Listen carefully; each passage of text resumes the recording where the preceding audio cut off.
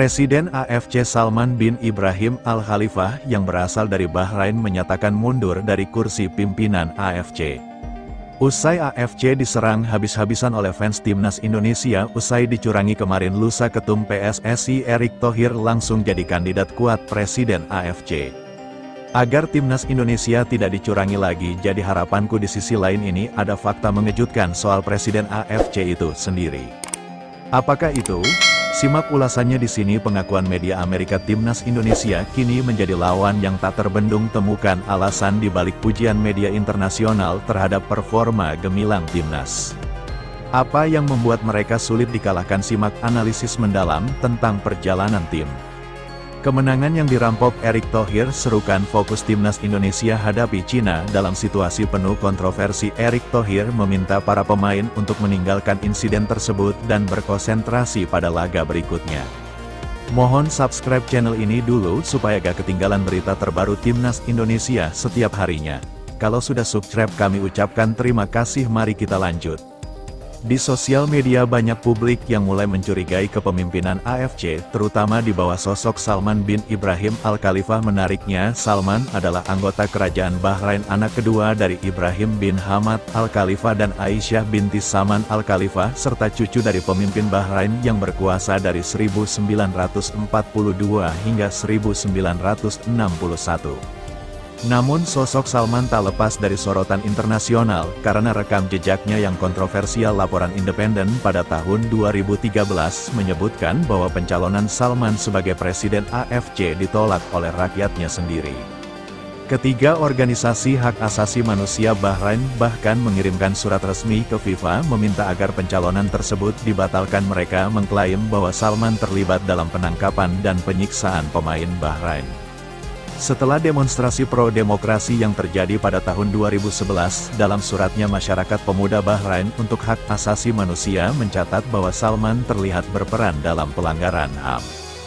Bekerja sama dengan PSSI Bahrain dan pihak ketiga dalam menghadapi para pemain wasit dan klub yang terlibat dalam demonstrasi di Bahrain. Meskipun tuduhan ini mengemuka, Salman membantah semua keterlibatannya dalam penculikan dan penyiksaan terhadap pemain yang ikut dalam aksi tersebut. Ia bahkan menantang siapa saja yang menuduhnya untuk memberikan bukti. Jika ada yang punya bukti bahwa Asosiasi Sepak Bola Bahrain telah melanggar status FIFA atau AFC, tunjukkan kepada saya, katanya pada tahun 2011. Sejumlah atlet termasuk pesepak bola Muhammad Hubail ditangkap dan dipenjara setelah melakukan demonstrasi pro-demokrasi. Di saat yang sama, Salman sudah menjabat sebagai ketua PSSI Bahrain sejak tahun 2002. Bagaimana menurut Anda tentang situasi ini? Apakah Anda percaya pada klaim yang ada? Mari kita diskusikan di kolom komentar. Pengakuan media Amerika, timnas Indonesia kini menjadi lawan yang tak terbendung. Temukan alasan di balik pujian media internasional terhadap performa gemilang timnas Indonesia. Apa yang membuat mereka sulit dikalahkan? Simak analisis mendalam tentang perjalanan tim. Kabar gembira untuk penggemar timnas Indonesia, meskipun impian meraih kemenangan perdana timnas Indonesia harus pupus saat melawan Bahrain. Semangat Garuda tetap membara dalam lanjutan kualifikasi Piala Dunia 2026 zona Asia. Timnas menunjukkan performa mengesankan dengan kepercayaan diri tinggi setelah berhasil membalikkan keadaan berkat gol Rafael Struijk pada menit ke-74. Harapan kemenangan tampak di depan mata. Sayangnya, keputusan wasit memberikan tambahan waktu yang kontroversial membawa Bahrain mencetak gol penyama di menit ke-98. Media global ESPN mencatat bahwa meskipun hasil imbang ini mengecewakan, Indonesia tetap berada di jalur yang positif dengan 3 laga tanpa kekalahan. Ini menunjukkan perkembangan signifikan dari skuad Garuda yang kini dianggap sebagai salah satu kekuatan penting di Asia. Hasil imbang di Bahrain bukanlah akhir dari segalanya. Indonesia membuktikan bahwa mereka sulit dikalahkan, tulis ESPN dengan status kuda hitam di turnamen ini.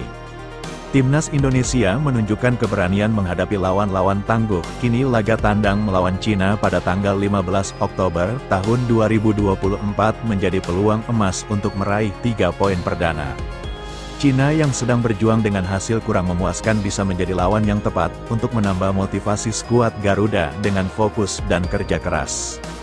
Kemenangan bersejarah bisa segera tercapai, lanjut ESPN. Semua mata kini tertuju pada pertandingan melawan Cina. Mari kita dukung Timnas Indonesia dengan semangat tak tergoyahkan. Garuda saatnya terbang tinggi. Kemenangan yang dirampok Erick Thohir. Erick Thohir meminta para pemain untuk berkonsentrasi pada laga berikutnya. Apa saja strategi yang harus diterapkan untuk menghadapi Cina? Simak selengkapnya. Kabar bahagia untuk penggemar Timnas Indonesia. Ketua Umum PSSI Erick Thohir mengajak seluruh anggota Timnas Indonesia untuk segera move on setelah hasil imbang melawan Bahrain dalam laga ketiga grup C kualifikasi Piala Dunia 2026. Pada pertandingan yang berlangsung di Stadion Nasional Bahrain pada tanggal 10 Oktober tahun 2024, timnas kita sempat unggul 2-1, namun gol penyama kedudukan dari Mohamed Marhon di menit terakhir membuat pertandingan berakhir dengan 2-2. Meskipun hasil ini sangat mengecewakan, bahwa inilah sepak bola, banyak faktor yang menentukan hasil akhir. Kami harus melupakan pertandingan ini dan fokus ke laga berikutnya melawan Cina, ujarnya. Timnas Indonesia akan berhadapan dengan Cina di Qingdao pada tanggal 15 Oktober tahun 2024. Perhatian mereka ke pertandingan tersebut dan mempersiapkan strategi yang lebih baik. Kami harus buktikan bahwa kami bisa mencuri poin di kandang lawan, tambahnya. Sambil menghadapi tantangan berikutnya, Erick juga mengingatkan pentingnya dukungan dari para supporter. Saya minta semua supporter untuk terus memberikan dukungan mental kepada tim. Energi positif dari kalian sangat berarti bagi pemain, ungkapnya. Timnas Indonesia telah menunjukkan performa yang impresif dan percaya diri meskipun hasil yang didapat tidak sesuai harapan. Namun sosok Salman tak lepas dari sorotan internasional karena rekam jejaknya yang kontroversial. Laporan independen pada tahun 2013 menyebutkan bahwa pencalonan Salman sebagai presiden AFC ditolak oleh rakyatnya sendiri. Ketiga organisasi hak asasi manusia Bahrain bahkan mengirimkan surat resmi ke FIFA meminta agar pencalonan tersebut dibatalkan. Mereka mengklaim bahwa Salman terlibat dalam penangkapan dan penyiksaan pemain Bahrain. Setelah demonstrasi pro-demokrasi yang terjadi pada tahun 2011, dalam suratnya Masyarakat Pemuda Bahrain untuk Hak Asasi Manusia mencatat bahwa Salman terlihat berperan dalam pelanggaran HAM. Bekerja sama dengan PSSI Bahrain dan pihak ketiga dalam menghadapi para pemain, wasit dan klub yang terlibat dalam demonstrasi di Bahrain. Meskipun tuduhan ini mengemuka, Salman membantah semua keterlibatannya dalam penculikan dan penyiksaan terhadap pemain yang ikut dalam aksi tersebut. Ia bahkan menantang siapa saja yang menuduhnya untuk memberikan bukti. Jika ada yang punya bukti bahwa Asosiasi Sepak Bola Bahrain telah melanggar status FIFA atau AFC, tunjukkan kepada saya, katanya pada tahun 2011. Sejumlah atlet termasuk pesepak bola Muhammad Hubail ditangkap dan dipenjara setelah melakukan demonstrasi pro-demokrasi. Di saat yang sama, Salman sudah menjabat sebagai ketua PSSI Bahrain sejak tahun 2002. Kini saatnya untuk bangkit dan menunjukkan kemampuan terbaik dalam laga melawan Cina. Mari kita dukung Timnas Indonesia dengan semangat dan optimisme kita bisa bersama. Bagaimana menurut kalian sob? Jika suka dengan video ini, nantikan video kami selanjutnya. Sampai jumpa dan salam olahraga.